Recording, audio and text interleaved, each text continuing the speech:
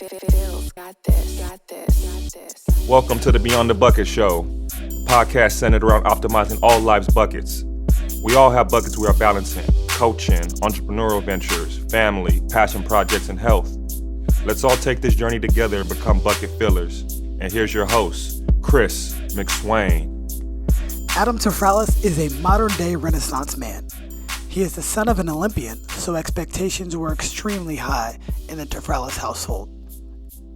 A former professional quarterback himself, Adam has used sports to create a career in athletics as well as the corporate world. He is currently the Human Performance Director at Valley Christian Schools and an advisor to the startup Game Time. His long list of endeavors include working with the American Flag Football League, VICIS, Sklz, Nike, Epic 7, and the Elite 11, to name a few. You are in for a treat with this one-of-a-kind bucket filler. Adam Tafralis, welcome to the Beyond the Buckets podcast. How you doing, my friend? Good. Thanks for having me. Super pumped. I've been listening to your other ones and feel really honored to be, in the top 10 here. So, well, we'll see if you make the top 10. But buddy, I got you. It's when you post it. We've known each other for about 8 years now, and we immediately vibed. We were both coming into a new situation. You as the Human Performance Director at Valley Christian, and me as the head girls varsity coach, as well as director of basketball. And like I said, we just immediately vibed. Tell me a little bit about, how we met and that relationship and why we vibe so quickly. Yeah, I mean, I think obviously we're similar ages, and so we kind of ran we ran in opposite circles, but I think as we kind of got together, we figured out there was a lot of connecting pieces. Yep. Of me going to San Jose State, you growing up in San Jose, and I think personalities and just where we're at in life, right? We're both people that seek, right? We seek out either Definitely. knowledge or people or we're just constantly on the search for something. I think that's part of being a godly man, but also just part of wanting to find those things in life that really make you happy. And I think I saw that in you, obviously in everything you do at Top Flight, but then just the way that you attack the day. And I think our relationship has grown over the years, but the funniest part, I think people probably, the way you say that, how we vibe right away. Chris actually hates working out with me. So I do. I actually like your workouts because you obviously know how to put together a good workout, but you always want to talk. And that is my whole thing. Like however long I got, whether it's hours, usually an hour, I typically do not like to talk. I want to get it going. And, see, you have a different role where, you can work out throughout your day. And so you're used to having people come and chat with you or whatnot in between sets. I got that 1 hour and I want to get it done. So that's the major difference between us two. But I will say this. One of the things that attracted me to you was the competitive nature. And, that is very evident from the first time that you meet you. Tell me about where you kind of got that from. Yeah, I mean, I think it's, a little bit of that is in your DNA. A little bit of that is, the people that raised you. A lot of that is me trying to filter it now as I'm dad and coach and, these other things. Because I was kind of raised by a guy that said, listen, you're either, first or last. Yeah. And he, put himself up there and by the way, I'm first. Yeah. So you got to beat me.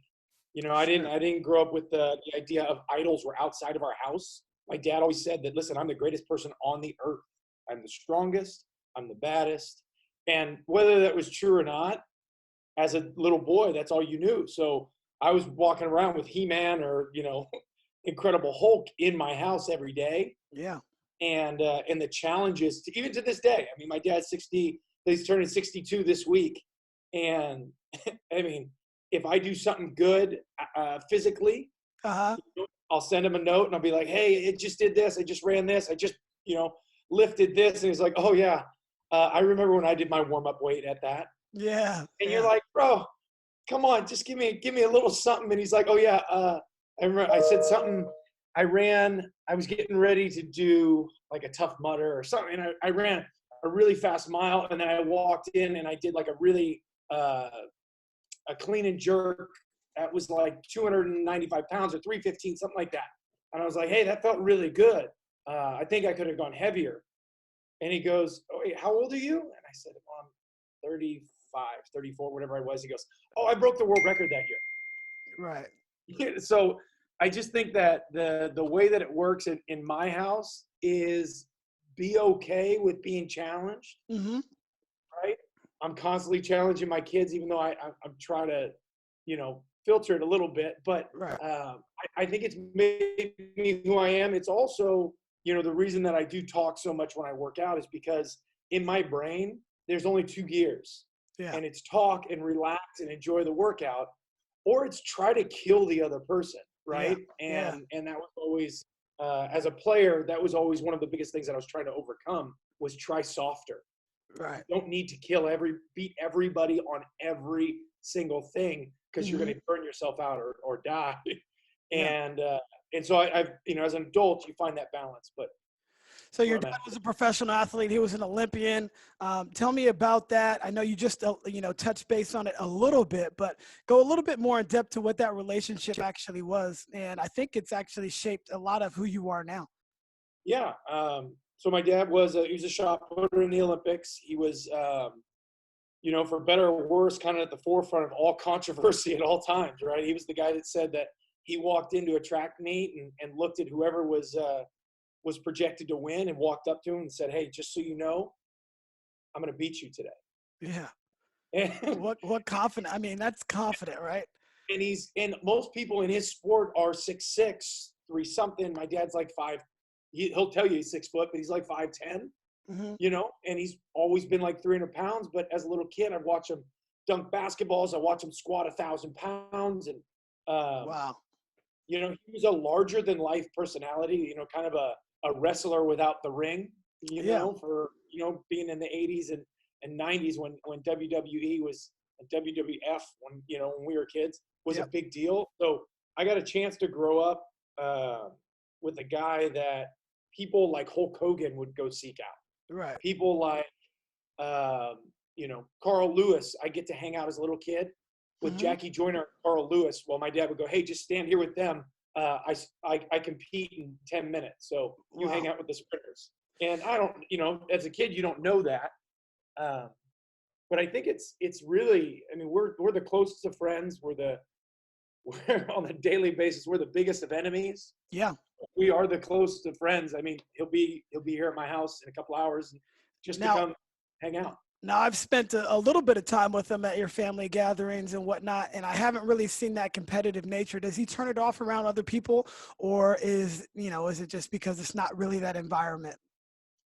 I think he's got so many people telling him, watch what you say, that when he gets into situations, he's really trying to watch his mouth because my mom will get mad at him. Right. And, but, he's also, as grandpa, he's been the greatest grandpa ever. And everybody talks about it, that he is the baby whisperer. So he's got this harder than hard, but this lovable side of him that, as I've grown as an adult, you start to understand your family better, and you start to understand and appreciate your parents in a different way. And for my dad, my wife and I talk about this. She grew up in a very educated household and a very strict, a little bit more about education and where are you going to go in life. Sure. And very structured, where I grew up in a very love first. And, I think that's the one thing that shines through is that, my dad quit jobs to come watch me practice in college. He'd drive 45 minutes each way every day. Wow. And if his boss said, sorry, Greg, you can't do that. He's like, I'm not going to miss this. Right. Right. So as hard as he was, I think the pure love that he has for his kids and his family always shined. And so it's probably why, to this day, we can fight as much as we do and argue and bicker. Yep. And he's still one of the first 3 people that I'll ever call to say, hey, what are you doing? What are you up to? Yeah. Yeah. So it's kind of what you get in a best friend. And he told me that a long time ago, is I'm only going to have so much to tell you in life. And we're eventually going to go from father and son to acquaintances, friends, best friends, whatever we're going to do. Our relationship's going to dictate that. But, he's a very funny guy. He's got stories for days, Yeah. we can go dive deep. He was at the beginning of the Balco scandal. Yeah. Literally like started Balco with Victor Conte. Just the other day, there was a whole thing on a new podcast that came out. It was talking about the Balco scandal, and he started listening. He goes, I never did an interview yet. I'm all over this thing. Oh, really? I didn't know that. So what was it? What was the involvement with your dad? So Victor Conte and my dad is the reason Victor got into track and field. Okay. And one of the early investors in Balco, and him and Victor were best friends for the majority of my childhood. And as athletes in Balco grew, my dad was growing with it, but the scandal and all, we were just kind of all tied into it. Yeah. The gym that was rated was my high school where I worked as a high school student. Oh, wow. At the front desk. So when they're rating, they're walking by me. And so just a different life, but everybody's got their story, right? And so my life was unique in that way, but full of love, full of family first. Yeah. And I think the best thing that he always says, and he says it to my son and daughter every day, where listen, no man is entirely worthless. He can always serve as a bad example. Right. So if I say something that I don't mean, just view that as that's me being the bad example. Yeah. Right. So. So let's jump into your football career. You played football at San Jose State, and you ended up playing professionally as well. But talk about your time at San Jose State and kind of how it shaped you as an entrepreneur, a businessman, and just the person you are now. Yeah, I think this is probably something that you and I are pretty similar in. Is we were both public school kids, and because of that, you kind of get pushed through the system as an athlete, and they're like, "Oh, great, we'll anoint you while you're at school. Mm-hmm. We won't really pay attention to you in terms of where you're going or how we're going to help you get there." Yep. And like I've just said, my dad was a pro athlete. He was gone a good portion of the time. My mom was the hardest worker that I've ever met, and so she's working full-time jobs and getting us from place to place, and all of that. But they grew up in a world where it's just, I don't know, go to college and be a pro athlete. They grew up in a world of SATs and applying for college or even understanding what that process was. Yep. And so I think when I got to school, and this is where I think you and I would be similar, is I got there, and I got there in a route that was kind of an around the bout because my grades were bad, and I didn't know my grades were bad. I just didn't know the process. So when I got to San Jose State, I had something to prove. I had been passed up by some schools because of some decisions that I had made, all based on grades that I just didn't take the time to understand. No doubt. Yeah. I was very similar. I didn't have the grades initially, and had to go a different route. And finally, when I figured it out, hey, you have to take care of your schoolwork, and that's also going to translate to the field or the court or wherever. So. Yeah, and that was my. I then had something to prove. I tell the kids that I work with now. I walked around. We didn't have iPads, right? So I walked around with the white folder that had the clear front on it, so you could slide stuff into it. Yeah. And it had every class that I had to take in college. And I kept that piece of paper for those 4 years, and I checked off. And as that paper grew, I checked off what semester I was taking, what summer, winter. I'm taking 2 classes here. I graduated in 3 years just to prove, to myself, and you're telling everybody because you're 22, 21 years old, I'm proving everybody wrong. Really, you're proving yourself. You're proving yourself. I'm not dumb. I just didn't apply myself in the way that I should have. Right. And so that was the biggest thing at San Jose State. And I think that's what allowed me to grow the most as a human is just knowing that, listen, step out of your comfort zone, have a plan. That's, the biggest one. Because sports was always easy. Showing up to the gym was easy. Showing up to practice was my favorite thing on earth. Right. So tell me a little bit about like your journey to becoming the starting quarterback, because, like you said, there was other players there that they maybe touted a little bit higher than you, and that process not initially starting and, how you got to that point. Yeah. So the big thing for me is I don't look like a quarterback. I'm not 6'4". I'm a thicker bodied guy, right? I walked on to San Jose State and they're like, great, we got a nice looking middle linebacker. I was probably 245 pounds. And I had one of those shirts where you cut it. So like it was all the way up to your traps. That was like my first day of workouts. Oh yeah. Cause that was the world I was coming from. I just didn't know any better. Sure. And so I redshirted my first year once I had gray shirted because of grades, and then redshirted. And I said, listen, I'm not going to accept any of this. I'm a 4-year starter no matter what.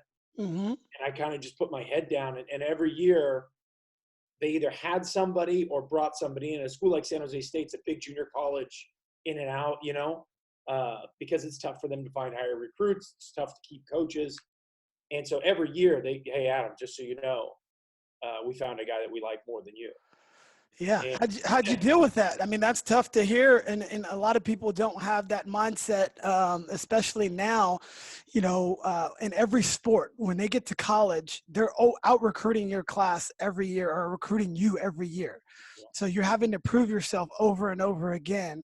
And it's the coach's job to, continue to bring in high level talent. But at the same time, how did you keep your confidence and not just give up and say, oh, I'm going to transfer somewhere else? Because the transfer portal right now is ridiculous on the football side, on the basketball side. It is just insane. So how did you stick with that process? Yeah, I think it was mainly the I don't believe what you're saying type of mentality, right? You can say whatever you want, but my consistency and I knew what I brought to the table. I knew for a fact that I was a winner. There was zero doubt about it. I was never going to back down to somebody. I was never going to be the person that when the lights turned on, it might not be pretty. Don't get me wrong. Like, it wasn't always pretty. There were guys that came in that could really spin it. There were guys that could run. Name a million things that people can do better than you. You can find those people. The difference is when the lights turn on or when the whistle blows, I'm a winner 100% of the time. And you literally have to take the game away from me in a different way in order to take me out of it. Because I will go until I die. I will go until you force me off the field. Right.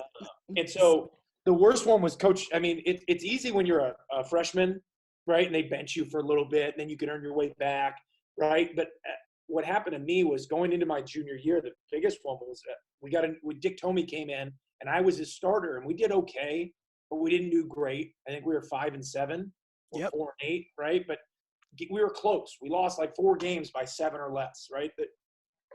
And so I walk in, and I'm going, great, junior year. I've got James Jones. I've got John Broussard. I've got draft picks. Like, this is it, guys. Right. We all came in together. We're going to light this thing up. And he goes, oh, I got this other guy from junior college. He's 6'4". He's a lefty. He runs a 4.5. Yeah, I remember him. Yeah. Adam, I want you to think about another position. And I had been a 2-year starter. Like, and my numbers weren't terrible. Like, it's not like I was throwing – we just weren't winning at the time as we were transitioning coaches. And so, I losing my mind, right? I'm calling home. I'm crying. I'm thinking about, hey, listen, I think I'm going to open up a deli in San Bruno where we're from because I think I could be the local deli guy. Right. I'm thinking of any business that, like, no joke, I almost bought, not to give him a shout out, I almost bought a Mr. Pickles. Wow. that day. They got to pay you for that now. Yeah, right. Yeah, Or they got to pay the podcast. But I mean, that's what it was. And you know what really happened was I went to another position the next day, and I grabbed the coach and I said, listen, here's the deal. You can take me and put me wherever you want. I'll be the best at that. I don't care where you'll put me. I'll be the best. So I walked out and I played fullback, H-back, kind of like they were letting people do that at the time. Kind of like Taysom Hill right now for the Saints. And I made a one-handed catch and I ran it back to the coach and I said, I told you, whatever you need, I'll do. And it was cocky and kind of a jerk move. But I did it because I wanted him to know that he can't break me. Your words are not going to break me. I'm too strong for that. Even though inside I was a little boy and I was terrified. But that quarterback actually went down the week before we played Washington, up in Washington. And, so were you still taking backup quarterback reps during that time? I was taking third string reps and like second string H-back. They had like a package for me and they were going to, we were going to use you 18 times. I was the punt, the protector on punt. I mean, they were literally putting me everywhere. I was Taysom Hill, that type of role. 15, 20 years ago almost. Yeah. Right. That's rough. That's that long. And I threw for, I think it was 348 and 3 touchdowns against Washington. And that guy never took a snap while I was there. Wow. And I am at the end of the whole thing, Coach Tomey said, listen, he gives his awards out as seniors and he goes, listen, I tested this guy. I quit on this guy and he didn't quit on us. And that was the best thing. We lost him this 2019. Coach Tomey passed away of cancer, but that was one of the most influential men that I ever got to play for because he let himself be vulnerable, but at the same time, he accepted that he made a mistake. But maybe his mistake led to me being a better man. So he'll own his mistake, knowing that mistake won't be repeated. So, we're both coaches and in different capacities, but what would a coach need to do to approach you to make you feel okay with it, with possibly moving those positions? The way he did it was probably, in his words, not the correct way to go about it. And, you just framed that story beautifully. But what would a coach need to do to approach a player in that way, knowing that you have somebody else coming in? I think understanding your players is something that we've come to grips with is a reality, right? Where it's not old school. You play for me. If I say put my head through the wall, everybody should do it the same. I can yell at everybody. Just like we understand people learn, right, in different capacities, people also take coaching in different capacities. Okay. And I think that all the psychology that's come out over the last, 15, 20 years in terms of teaching players and talking to players, I think the best story that I have as an example is Jake Fromm. Jake Fromm is the quarterback at University of Georgia. Yeah. And 2 years ago, same thing happened. Yeah. So Justin Fields comes in and he's the number 1 player in the nation and he's going to possibly come in and start. And he is the real deal. Don't get me wrong. Like Justin Fields is not, I mean, he went on to Ohio State and he was almost won the Heisman this year. They almost go to the national championship. So them understanding who Jake Fromm is, what they did was they have a sports psychologist and the head coach said, before they broke the news that, hey, listen, I think it was like game 2, we're going to give Justin Fields a whole half. And if he plays better than you, you're done. And Jake Fromm is, freshman starter, sophomore starter, SEC. I think they won the SEC 1 year or both years. You know what I mean? Like, he went to the national championship. I think he's got 3 losses on his career. You know what I mean? Like, how are you benching that dude? No, right? Unbelievable, yeah. But, what the psychologist said and the team, they understood that, listen, he doesn't deal with fluff well. They knew who he was. Jake Fromm's a real dude. Like I don't know if you follow him. If you do, he's like if he's got a day off, he's fishing on a lake. You know what I mean? Like, yeah, I watched QB1. He was awesome. He was one of the best leaders I've ever seen on that show. And he's so old school, just, give it to me as it is kind of guy. and I'm good with it, and I will work hard, and I will be the man that I am every day. And so what they said was, Coach, I don't think it's a good idea for you to break this news to him. I think it's a good idea for the sports psychologist to lay it out in absolute facts, because it doesn't change the relationship with the head coach this way. And so the sports psychologist walked him in the room and said, hey, here's what it is. They have to give this kid. I absolutely love that. Yeah. I absolutely love that, because, and that's maybe what the assistant coaches roles can be too, right? Where it's like, hey, go talk to so-and-so and let them know what's going on. Because if the head coach has to be that brutally honest with you, I don't care who you are, especially, if you're 18, 19, 20 years old, somebody has to come to you and speak that real talk. Yeah. It's really hard to hear that. We as adults, it's still even hard for us to hear that if we've got a boss and they have to have a tough conversation with us. So it's like, you know what? No, dude, that's not the case. But just being able to decompress with somebody else doing it in the same capacity, and then maybe following up with that conversation. And who knows what his emotions were in front of that person, right? That's the crazy thing, because he could have been crying. He could have been like, I can't believe this. But you know what he did? He walked out in front of his team. I think he went 8 of 9 in the first half. Mm-hmm. And ran the ball over to the head coach and literally said, this is my team. You will not take it away from me. It was like that, 8 of 9, 3 touchdowns and 190 yards passing. And I think the one drop was like a drop, not a miss. But he took the criticism and he took but they approached it in the right way. That's the counter to it is, so much of this is understanding your players or understanding them as people, because you don't know, you have to know a little bit deeper about them to know how they want to be coached. Some kids can be yelled at, right, and they want that. They want the hard, listen, tell me to do it. I'll do it right now. Other kids need you to slowly foster it. You and I talk about this a ton, just in your coaching, and you coach girls, and it's a whole different dynamic in coaching a young female who's starting to learn who she is, but at the same time, the dynamics of being on a campus, right? And how much do I love basketball versus being with my friends versus, the demands of getting into college or, the club world. It's just, there's a lot. It is. And I would probably say 80% of my time is managing their relationships, and 20% of my time is actually on the court. We're talking during the season, 20% on the court, maybe.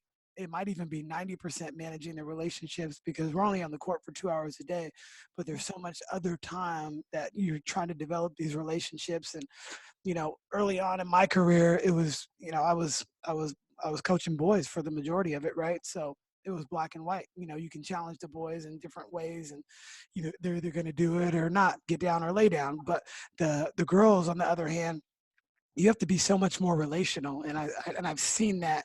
And it's funny because there's a couple of girls that'll come back and hang out and watch practice or whatever, and I'm like, Coach, you're soft now.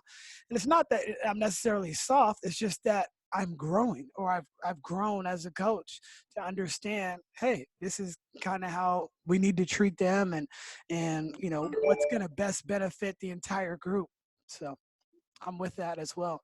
Tell me a little bit more about your playing career. You got to play, you got to be around Peyton Manning for just a little bit, but you got any funny stories about him or his work ethic? Yeah. It was a dream of mine, right, to be a pro athlete. And my dad was a pro athlete. My mom, they always said that she could have been a pro basketball player if she wanted to be. Kids and life takes you in different directions. But so being a pro at athletics was always the dream. And getting to the Colts was literally, you're talking about Peyton Manning. That's probably, if you could meet 10 people in the sports world, yeah, I think most people would say him. No doubt. And I got there, he had actually just had a major knee surgery. And so as I got there, he was actually at the end of like rehab. So there were moments where I'm in his room and he's hooked up to machines that have like, I mean, no joke, like blood pumping into his knee, out into another machine around and you've got to like dip under to go sit down because that's where we broke down tape is in his room as this dude. I mean, he was in a college dorm room. You think about Peyton Manning making millions of dollars playing football. Yep.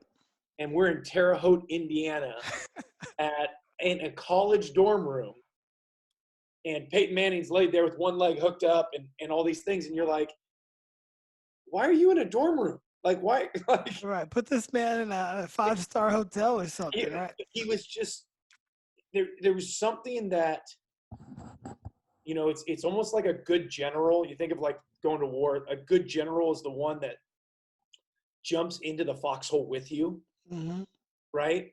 And I think that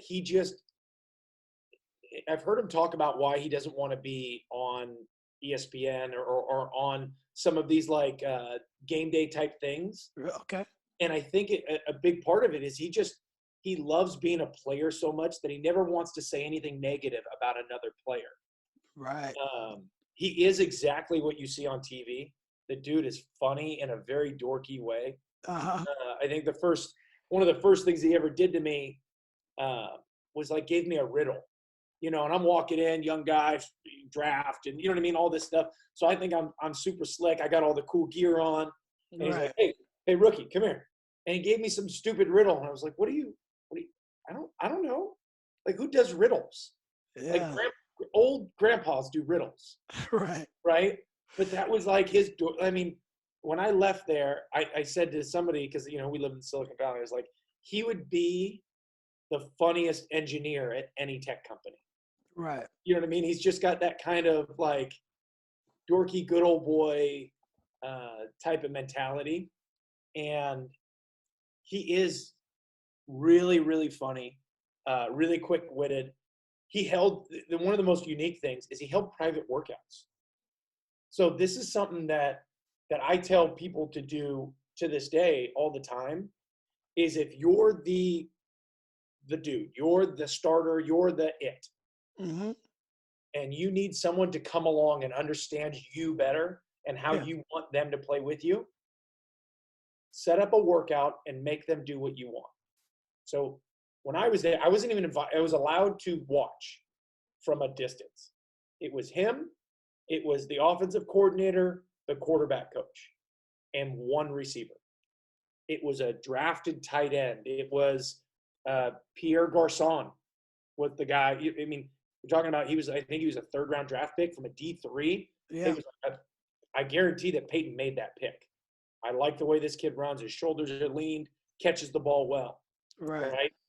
And so Peyton would literally go, we're going into the indoor facility where nobody can see us, and we're going to run routes, but not like you've run routes before.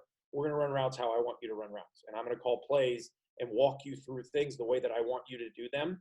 Right. So when we get to practice, you are up to speed, but not even up to speed. You're now at starter level. Wow. And it's amazing the detail, and he did a show, you know, called Detail, right?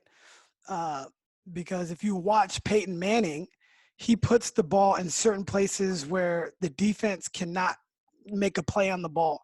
And it may not be pretty, to your point earlier, you know, a lot of his passes weren't very good spirals, you know, but he got it to them wherever he wanted them to catch it, usually away from the defense and where they can, you know, get down or continue to run after the catch. Amazing. Yeah, I mean, it's just, you understand why he's going to be in that conversation, but you really don't get it. I mean, again, remember, I'm the Taysom Hill type of body. Yep. So I'm in shape. I run fast-ish for my body. And he's beating me in gassers. And you're like, how is this dude beating you in conditioning? Really? But he's 6'6", and he knows how to do things, and he's efficient with everything that he does. Efficiency is key. And even as you talk about, like, that didn't look pretty. I mean, I watched him do things in practice that, I mean, two things. I'll give you two quick, you know. Number one, he had a separate camera just for his feet. So we would watch an hour of film on his feet. And he knew if his balance and posture was right, the ball was right. So he could correlate his lower half. And wouldn't even have to see what happened on the upper body. And I'm the guy with the script, right? So he would say incomplete, complete. And I'm like checking him off, like, yeah, you're right. Yeah, you're right. He's like, out of that play action, I didn't get my hips all the way around. That ball was off 8 inches. And that's a detail that I had written down in practice, like ball was behind him. Unbelievable to have that type of access to one of the all-time greats in his field. And, it translates to so many other areas. So tell me a little bit about how you started launching a career in sports without actually being a coach. You've owned a gym. You've done a bunch of different things, working with the Elite 11, Nike. Just tell me about that. Yeah. It's been, a career of athletics without ever coaching or coaching in a traditional sense. Right. Has been interesting. And there's reasoning behind it. My reasoning behind never stepping on as a coach kind of falls back to what I talked about earlier is the fact that I have a tough time balancing all in or not. And growing up the way I did with my dad, being a traveling athlete and being gone at times, I always wanted to make sure that I was around and that my kids were coming first and that my wife felt supported. And so that's just been something that kind of hangs on me as I think about getting into things and how much I would love it. And I know I would love it, but in balance of life, it just doesn't fit for us. I like being home in the, at night with my kids, and it's not a sacrifice that I'm willing to give up or have to balance my life around. But because of that, it has allowed me to constantly be in sport just kind of as an outside influence. That's probably,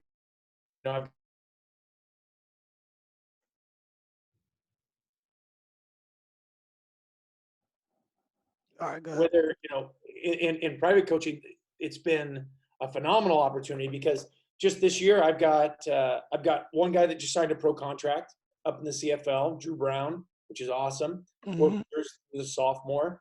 And then one of the guys that I started with really early, he was a 7th grader, was just in the NFL Combine, and most likely he's going to get drafted.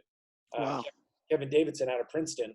And I was going through my list the other day of just kids that I've either helped or coached or, and my goal is always get you to college and let you really set yourself up for success. Mm-hmm. And they're going to make the decision once they get there of how hard they want to work and in which direction they want to go, because quarterback is tough. Quarterback is really tough. There's only one of us. There's only one guy that can do it. And because of that, you have to be able to take the hardship and understand how to use that to your benefit and not let it, kind of break you down, because it can. Right.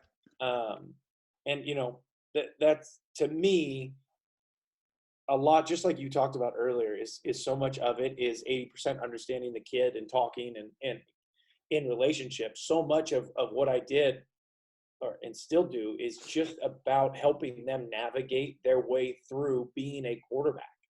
Right. Right. Because I believe that if you can spin it, you can spin it.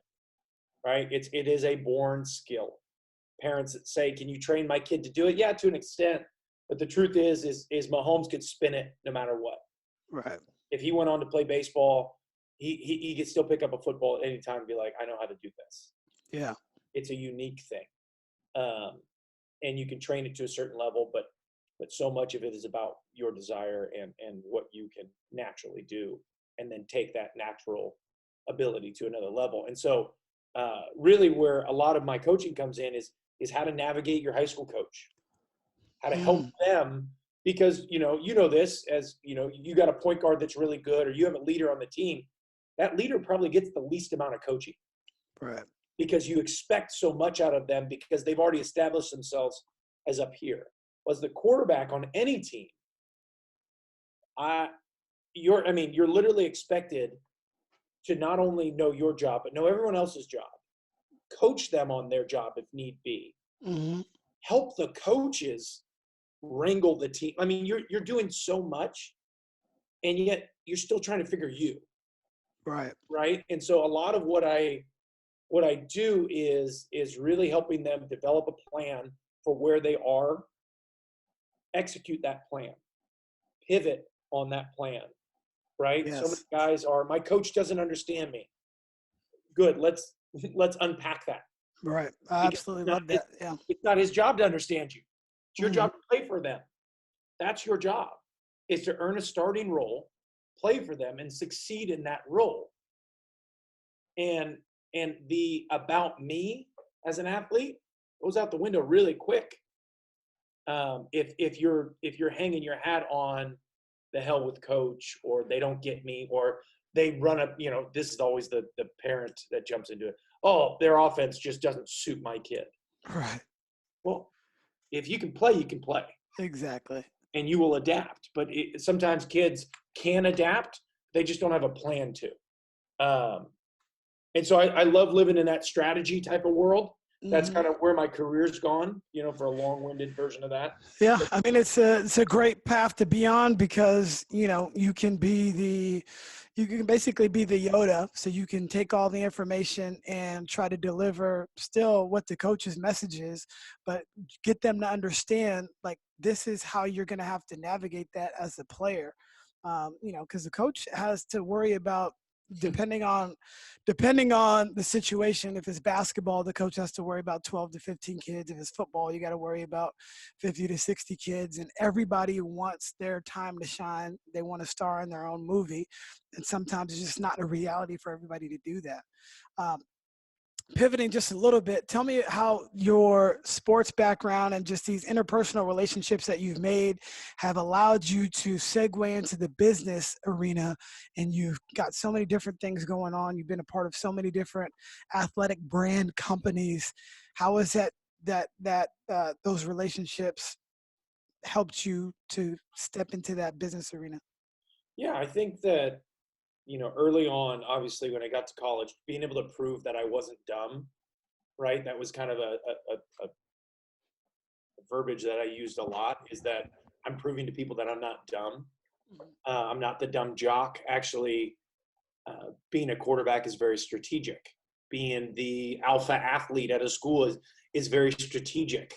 And so I always came with I tried to, is I wanted to make an impact when you met me. I wanted to make sure you remembered me. I wanted to make sure that you understand that I respected you, unless we were competitors. Yeah. But ultimately, I did understand that someday we might come back into relation, and we don't know where that will go. So how I carry myself with people and how I give them respect, or try to give them the most respect, has really lent me the ability to grow my brand as this strategic thinker. Love it. And it goes all over the place, right? So I'm working with a couple different startups that are kind of seed level startups that have identified a problem, have a solution for the problem, but might not understand the aspect. I mean, we just had a great conversation literally this morning about, we've been talking about a problem within a situation, and really there's two problems. That thing could split off, where it's not just one problem that you're solving for. And it's just not one group of people that have that problem. It's people that they don't know they have that problem. So as you spin that into more of a marketing opportunity, right, from strategic thinking to where does this affect sales, marketing, planning, engineering, where does it affect? And really what this is telling your story, right, as a company. In some places I've been, it's been more of, hey, you're going to be a body. and you're going to, send the message, right? That's more of like the Elite 11 and the grassroots space of being a traveling coach, right? And an evaluator. To, when I was with VICIS, I walked into a helmet company that was making $20 million a year and had no idea who was involved in football. I mean, it was mind blowing to me that you've built up this amazing thing. And the great thing for me, I mean, the bad thing is they went bankrupt. Right. That's a really bad thing. Spending too much. Yes. But one of the things that I definitely admire about you is you look at things from an outside the box perspective, and most people are looking, directly at the situation. Oh, okay, this is what we need to do. But, I have a couple psychology degrees, and Piaget's theory was basically, if you're looking at this object, you can only see it from one side, but you've done a really good job of positioning yourself to see all sides of what is actually going on. So you're bringing so much value to these companies that you are advising or you're on the board with. And that's the reason why, in my opinion, these people are reaching out to you, for that advice, because they may be so singular focused on this, but you're taking a broader lens and saying, hey, this is what you really need to do. Good. Soundbite that for me. I'm going to add that to my LinkedIn page. Definitely. That's your endorsement. Yeah.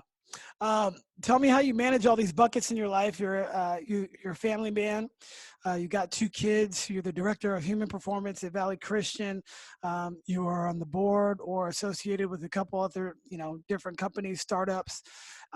You're doing private coaching every now and again. Tell me how you manage all these buckets. Well, I think if I only had one thing, people would hate me, right? I'm such an extrovert. If I gave one thing all of my attention, it would just be too much. And my kids and my wife would say that she says it all the time, where she's like, listen, you got to go somewhere. You got to go. Like the other night, I was just down. I mean, we're sitting around the house right now, right? So at times I'm kind of emotionally going up and down, where I'm used to being able to do so many things in a day. Mm-hmm. And my brain really works well when I can do that, because it allows me to either get lost in a thought while I'm doing something, or the other side of it is walk away from a problem and work on something else, so that way I can clear my mind and come back and look at it with fresh eyes. Sure. And so for me, the way that I've really balanced it is keep my brain occupied as much of the work day as possible. Mm-hmm. And I don't shut off completely, but I give myself like a hard start and a hard finish every day. So that way, when I get home, I'm thinking about the kids. Right. Right. I make dinner every night. I love making, it's kind of a choice. My wife doesn't like making dinner, so I'm stuck on that.